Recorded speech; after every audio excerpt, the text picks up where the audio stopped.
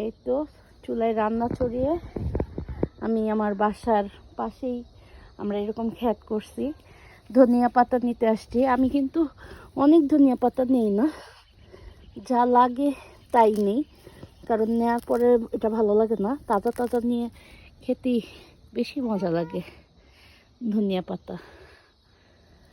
আর এই যে আমাদের ক্ষেত, এইখানে আমরা সব কিছু বুনি। সবচেয়ে মজা একটা জিনিস দেখাই, সেটা হলো এটা হলো মূলা। এই মূলাটা সব মূলা খাওয়া হয়ে গেছে, খালি এই মূলাটা রাখা হয়েছে বীজের জন্য। খুব সুন্দর মূলা গাছ, একটু মূলা হয়েছে। আর এখানে আরো কিছু বোনা হয়েছে, লাল শাক, পালং শাক এগুলো। আর এখানে কচু আছে, কচু দেওয়া আছে। এটা কিন্তু আমাদের দেশে কচু শাক। এখন ধনিয়া পাতা, এই যে এখানে আমার ধনিয়া পাতা হয়েছে বেশি।